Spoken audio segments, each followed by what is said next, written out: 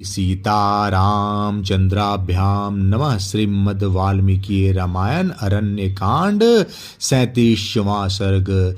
मारीच का रावण को श्री रामचंद्र जी के गुण और प्रभाव बताकर सीता हरण के उद्योग से रोकना। राक्षस राज रावण की पूर्वोक्त बात सुनकर बातचीत करने में कुशल महातेजस्वी मारीच ने उसे इस प्रकार उत्तर दिया। राजन, सदा प्रिय वचन बोलने वाले पुरुष तो सर्वत्र सुलभ होते हैं, परंतु जो अप्रिय होने पर भी हितकर हो, ऐसी बात के कहने और सुनने वाले दोनों ही दुर्लभ हैं। तुम कोई गुप्तचर तो रखते नहीं और तुम्हारा हृदय भी बहुत ही चंचल है, अतः निश्चय ही तुम श्री रामचंद्र जी को बिल्कुल नहीं जानते।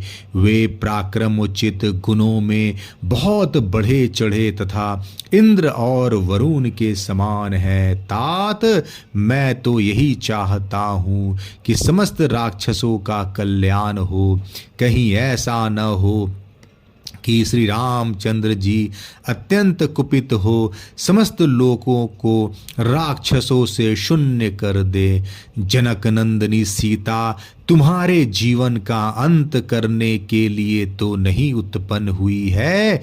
कहीं ऐसा न हो कि सीता के कारण तुम्हारे ऊपर कोई बहुत बड़ा संकट आ जाए।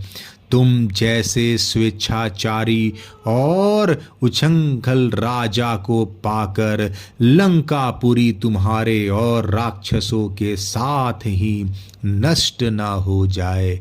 जो राजा तुम्हारे समान दुराचारी, स्वेच्छाचारी, पाप पूर्ण विचार रखने वाला और खोटी बुद्धि वाला होता है, वह अपने स्वजनों का तथा समूचे राष्ट्र का भी विनाश कर डालता है।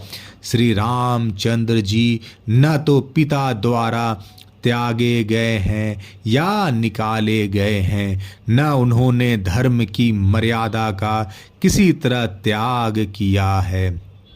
वे न तो लोभी न दूषित आचार विचार वाले हैं और न क्षत्रिय कुल कलंक ही हैं। कौशल्या का आनंद बढ़ाने वाले श्री राम धर्म संबंधी गुणों से हीन नहीं हुए हैं। उनका स्वभाव भी किसी प्राणी के प्रति तीखा नहीं है। वे सदा समस्त प्राणियों के हित में ही तत्पर रहते हैं। रानी कैकेयी ने पिता को धोखे में डालकर मेरे वनवास का वर मांग लिया।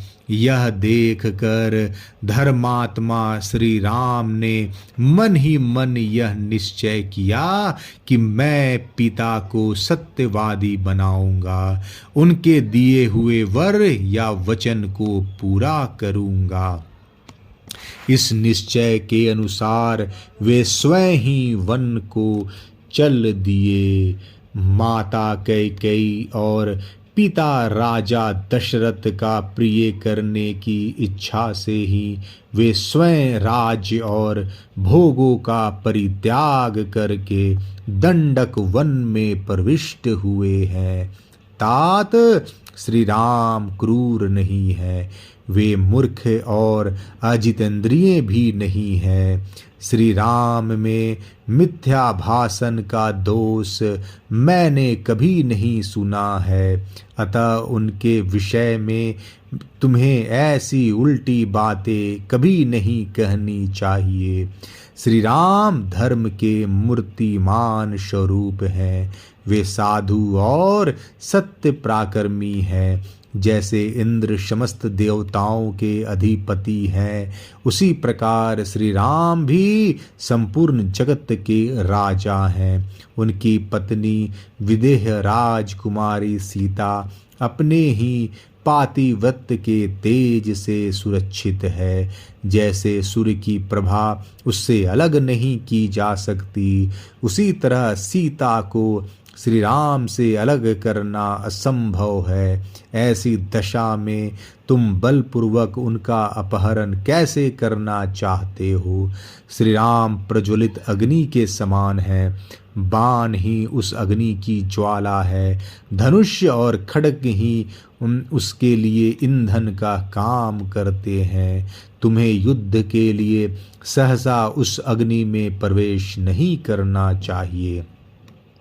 तात धनुष ही जिसका फैला हुआ दीप्तिमान मुख है और बाण ही प्रभा है जो अमर्ष में भरा हुआ है। धनुष और बाण धारण किए खड़ा है, रोषवश तीखे स्वभाव का परिचय देता है और शत्रु सेना के प्राण लेने में समर्थ है। उस राम रूपी यमराज के पास तुम्हें यहाँ अपने राज्य सुख और प्यारे प्राणों का मोह छोड़कर सहसा नहीं जाना चाहिए।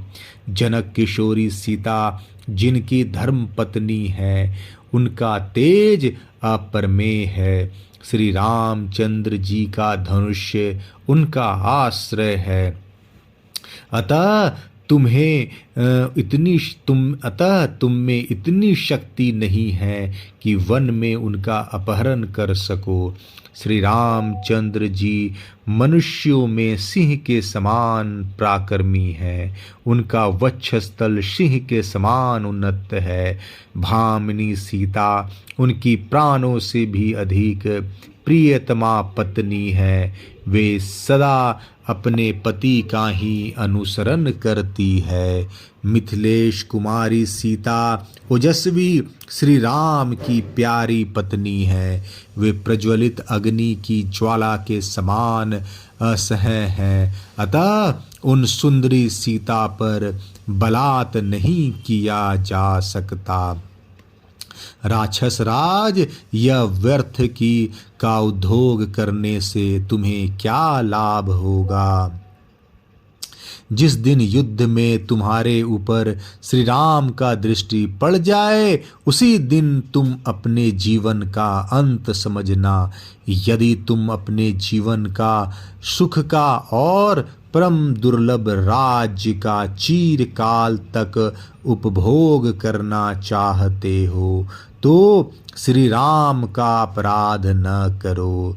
तुम विभीषण आदि सभी धर्मात्मा मंत्रियों के साथ सलाह करके अपने कर्तव्य का निश्चय करो। अपने और श्री राम के दोषों तथा गुणों के बलाबल पर भली भांति विचार करके अपनी और श्री रामचंद्र जी की शक्ति को ठीक ठीक समझ लो। फिर क्या करने से तुम्हारा हित होगा, इसका निश्चय करके जो उचित जान पड़े वही कार्य तुम्हें करना चाहिए। निशाचर राज, मैं तो समझता हूँ कि कौशल राजकुमार श्री रामचंद्र जी के साथ तुम्हारा युद्ध करना उचित नहीं है।